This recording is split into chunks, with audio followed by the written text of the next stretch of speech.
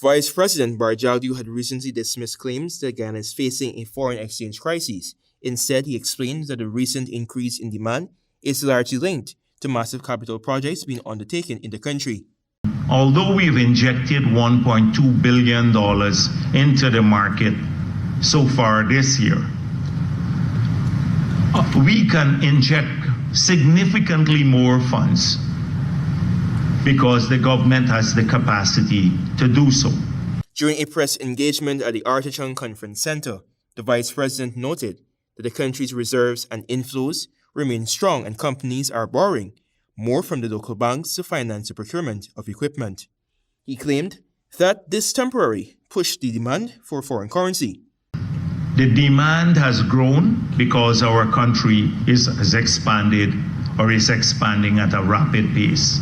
A lot of this infrastructure is financed from the local market through the local banking system, and we are providing the foreign currency.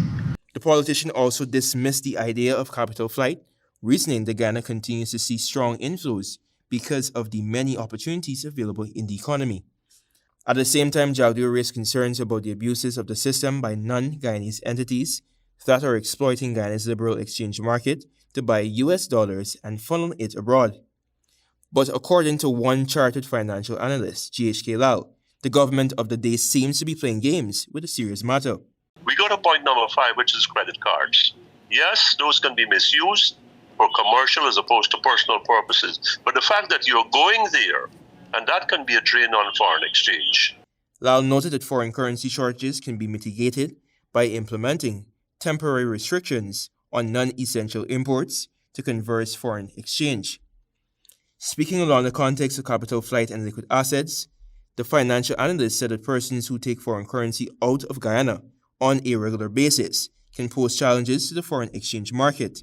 If one man takes $1 million, however he does that, spreads it with his family, shares it with his friends or his cohorts, and they get that out, and he does that 5-6 times a year, that's $5 million US out of here. You've got $500 million US that the system cannot afford to lose simply because I decide I have arrangements at Tamari or Ogle or wherever and at the borders, and I'm going to get this money out. So we feel the pressure. Lall proposed managing the exchange rate, which will adjust the rate to reflect market forces, which makes export more competitive. The reduction of state spending and budget deficits to conserve foreign exchange was another method the government should adopt, he reasoned. You've got to open a bank account here. You've got to deposit your foreign exchange from the oil and gas sector there. I think all foreign exchange earnings should be deposited there. And I would like to see that it's kept there. That could be a big chunk of relief. Antonio Day reporting for the HGP Nightly News.